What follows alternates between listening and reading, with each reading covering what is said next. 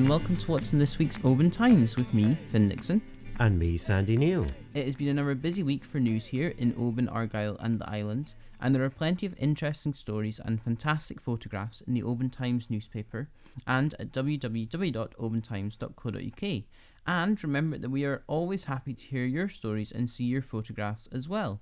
You can call us on 01 631 568 000, email editor@obantimes.co.uk, or drop us a message on Facebook, Instagram, or X, formerly Twitter. This week we have a full report and photographs from last weekend's Remembrance events. The events began on Friday with a flypast of the Oban War Memorial by two Eurofighter Typhoon jets, marking the memorial's 100th year. More than 100 people then packed a poignant gathering at the Rockfield Centre on Sunday, in an event that was the accumulation of activities to celebrate its centenary. Among those present were families of some of the 247 service people whose names are on the memorial that overlooks the town's bay over to Mull, Lismore and Kerrera. Earlier in the day, the Oban Pipe Band had led serving soldiers, veterans, councillors, members of the emergency services and other uniformed groups and civilian organisations to the memorial. Members of the public filed in behind and walked up the west side of the bay in unison, filing down Corran Esplanade in bright sunshine, before the crowd fell silent for a speech of remembrance. We also have lots of other stories for you this week. Sandy, what have you been finding out about?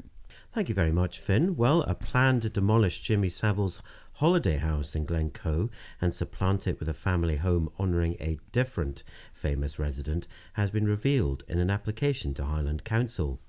A national park conservation charity has changed its stance towards large-scale renewable energy projects due to the climate crisis. More than 6 in 10 of rurally based LGBTQ+ young people in Scotland feel that their local area is not a welcoming place, according to a new report.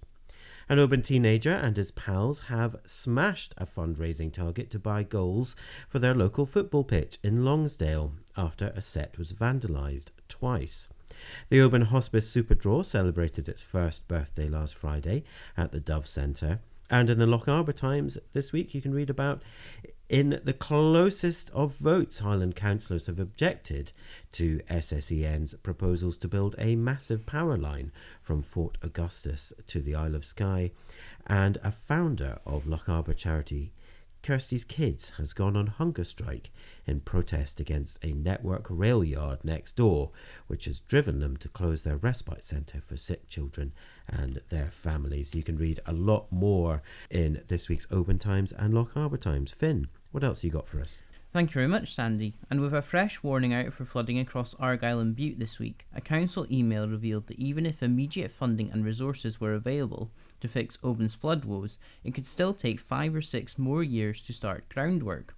Our colleague Kathy Griffiths heard that the official email has also confirmed the flood pumps at Lochaber Car Park are beyond repair.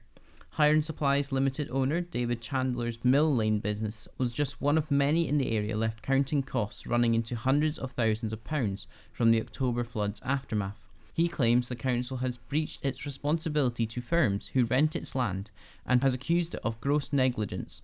And a new charity working to improve experiences of families with children and young people who have additional support needs wants to hear from Oban, Lorne and the Isles residents to make it happen.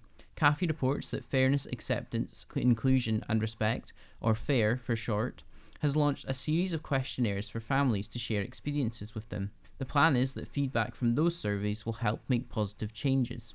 The charity wants people to spread the word about the questionnaires so it can reach as many families, schools and parent council groups as possible.